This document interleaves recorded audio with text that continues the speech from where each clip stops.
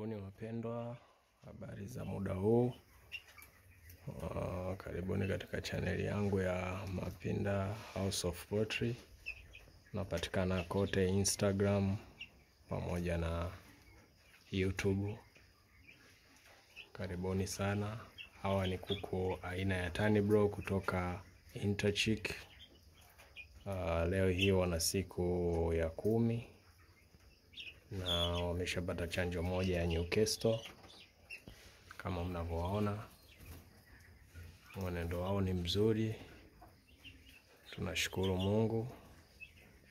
Na kama mnavyoona, kuku hawa wako idadi ya 500, na kiuhalisia kwa yule ambaye anataka kuanza kuwafuga hawa, ili wawe bora kama hivi, ni lazima uanzishe na chakula cha dukani ambacho ni broiler pellet, kile chakula ambacho anapewa broiler.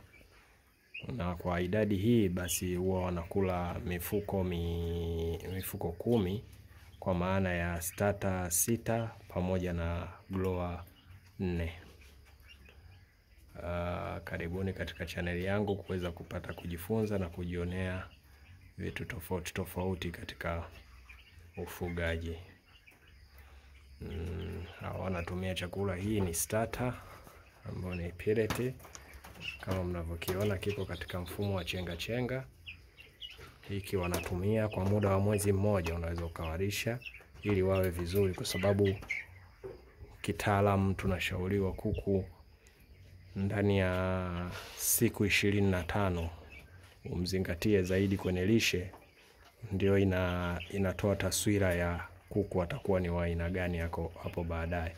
Kwa hiyo tunatakiwa tujitahidi katika ulishaji sana, ndo kitu kikubwa.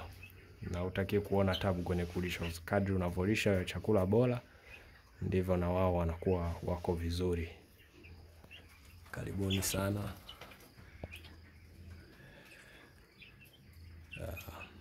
Katika kuanzisha, huwa naanzisha na vitamin ya aina ya Minitoto.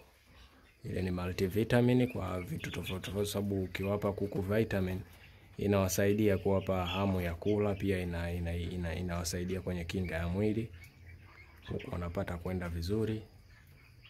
Kwa hivyo kadri unavowapa vitamin ndivyo unaimarisha kinga yao ya mwili na kuwapa hamu ya kula. Hiyo ndo kazi kubwa ya vitamin. Lakini pia nawapa antibiotic kwa ajili ya kuwakinga na mafua, sababu huwa wanasumbuliwa sana na mafua wakiwa wadogo hii jamii.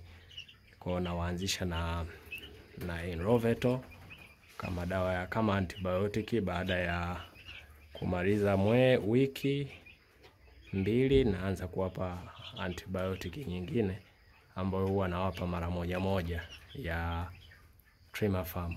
Yenyewe ni nzuri kwa magonjwa ya tumbo na magonjwa ya respiratory, yani mfumo wa hewa, yanawasaidia sana.